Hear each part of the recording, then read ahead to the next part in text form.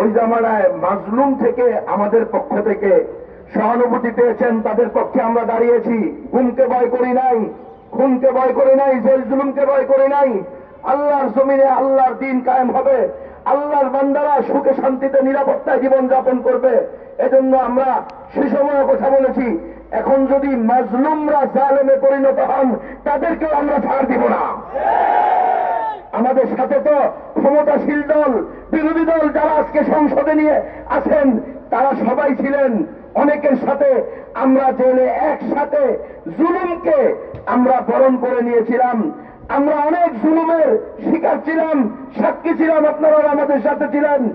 অনেক দলের নেতাদের সাথে একসাথে ঘুমিয়েছি, তাদের সাথে আলোচনা হয়েছে।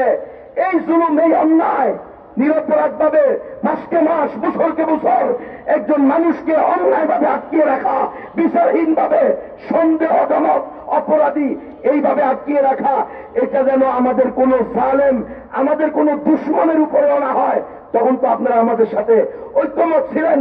যাদেরকে বলতেছি তারা অবশ্যই যাবেন। মনে আছে আজকে কেন আতাউর রহমান বিক্রমপুরীর ব্যাপারে, মুফতি আইনুল হক কাসেমীর ব্যাপারে আপনাদের কথা আসে না?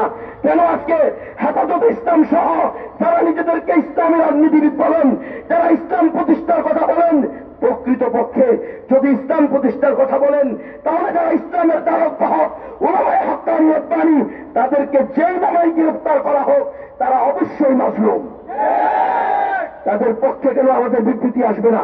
হেফাজতে ইসলাম এই দেশের মানুষ জানে, হেফাজতে ইসলাম তৈরি করা হয়েছে ইসলামের পক্ষে, মুসলমানের পক্ষে। সুতরাং আমি সকল ঘরানার আলেম ওলামা, তালেবে ইলম, সকল রাজনীতিবিদদেরকে বলবো, আসুন আবার হাসিনা রেজিমেন্ট হওয়ার সুযোগ আমরা দিব না ইনশাআল্লাহ। আল্লাহ তাআলা আমাদের সহায় হন। আসসালামু আলাইকুম ওয়া রাহমাতুল্লাহ।